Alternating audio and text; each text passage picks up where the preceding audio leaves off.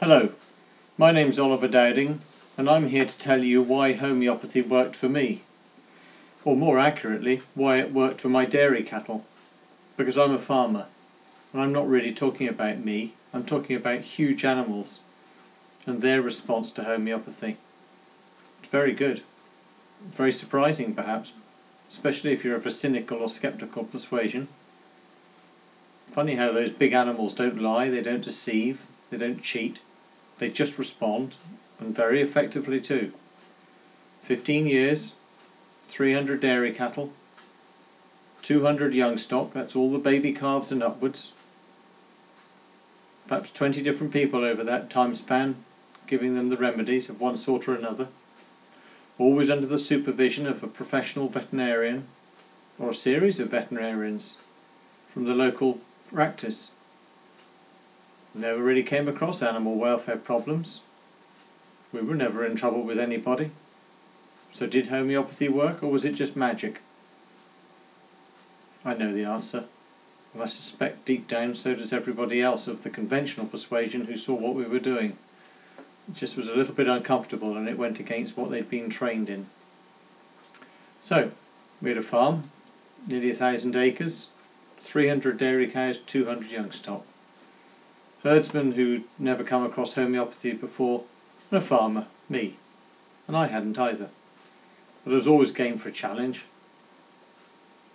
I've always enjoyed reflecting too on the fact that if you go to Washington, not that I have, but around the legislature, there's only one statue on the approach to the Senate, and that's to Samuel Hahnemann, the founder of homeopathy. Imagine all those drug company lobbyists as they all charge in to try and persuade them to change the laws and make this drug or that drug the new favourite thing to be used. They have no idea who they're driving by. So, we used the Herdsman's Guide to Homeopathy as our foundation manual, bought ourselves a bunch of remedies and set about seeing what we could do and how well our cows would respond to the treatments. Wasn't long before we discovered we'd got some successes. The first one being Baxilinum for ringworm in the baby calves. Ringworm's no fun, and the only way of treating it conventionally is to add something called, or in those days it was Grisavin. You had to feed the cattle a food while they were at pasture that you didn't want to feed them, had to do it every day, whereas all we were doing was putting this remedy in the water trough and the job was done. So, we were all the while learning as we went and keeping records, new remedies, new treatments. The major illness that every dairy farmer has to cope with is mastitis. And anybody who's female and watching this will know exactly what I mean by that, assuming you've had a baby. You may have even had it without having a baby, because that can happen too. Really horrible illness, massive problem in the udder or in the bosom for the woman. But you're going to suffer pain, and very quickly. And if you don't treat it, that quarter in the cow, because she has 4 quarters where the milks come from, one of those quarters will dry up very quickly, and also it'll suffer a lot of pain in the meanwhile, and ultimately she might well die. But whatever happens, she'll be of no value to the farmer. So we made sure we treated her successfully and we cured the disease. Conventionally one had about 2 different antibiotics to use. One for the milking cow, one for the dry cow when she'd finished her lactation and was having 2 months off to prepare for the next year. Well, homeopathically we didn't have just 2, we had 7, maybe 8 remedies. We'd have to identify what the type of mastitis was, how severe it was, and then choose the correct remedy. Record what we'd done, note whether it worked, and when we'd done that, learn for the next time. It was amazing how successful we were. The remedies we were using were things like pulsatilla, bryonia, belladonna. We even had a combination remedy, sulfur silica and carbo-veg. Very successful. But each responding to the different type of mastitis which had to be identified before treatment could begin. We also found it very successful in dealing with fertility problems, foot problems. I personally had great fun one day when calving a new entry to the herd for her first calf. Birth canal was pretty tight. The calf wasn't coming out, that was for sure. I could barely get my arm through the birth canal. But a quick dose of colophilum and she opened up in half an hour and delivered a perfectly healthy calf. It was an almost miraculous thing to witness, and I was pleased and honoured to be there. We undertook over time quite a few trials with homeopathy with veterinarians and researchers, very successfully.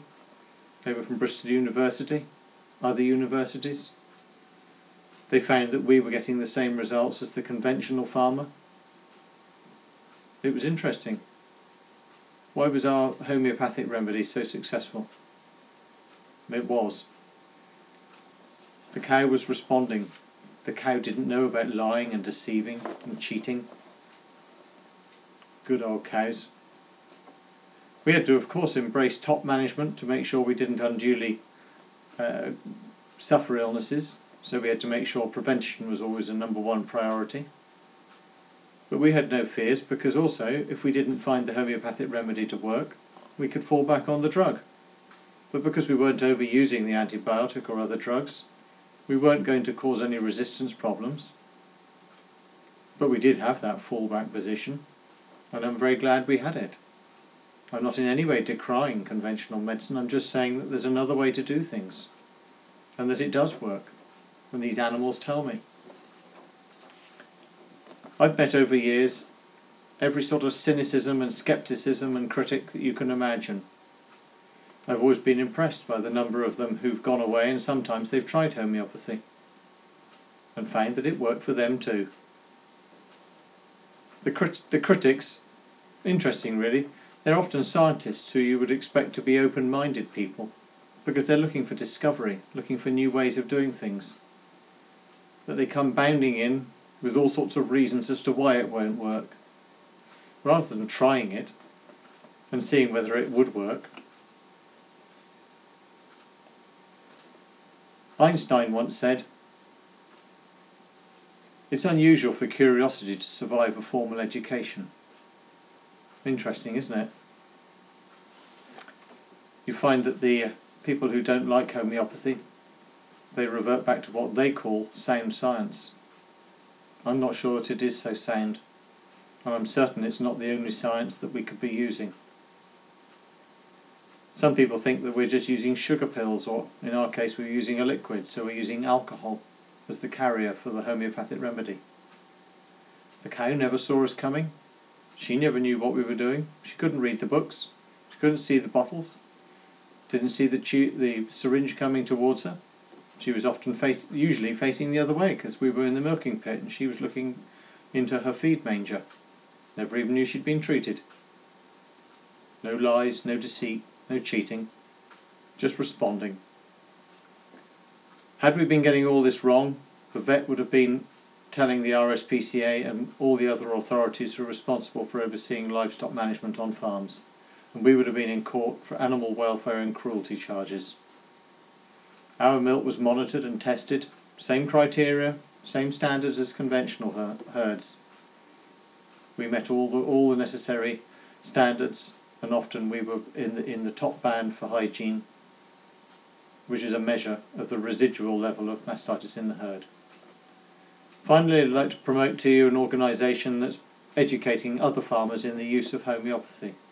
It's called Homeopathy at Welly Level, www.hawl.co.uk. They'll train you. They've also got vets working for them who were conventionally minded vets at one point. Those vets have gone on to become dual operators, and they've now got a homeopathic qualification to go with their conventional one. Interesting. There's one who, when he was on farm, he had a case of a cow with tetanus. After day 9 and the cow not getting up, not cudding, not doing anything to suggest life, he thought this was going to be it. Went in the shed, there she was looking at him. She was fine. The next door vicar, his wife was a Halay homeopath, and she'd treated it. So his curiosity was aroused, he went and got trained.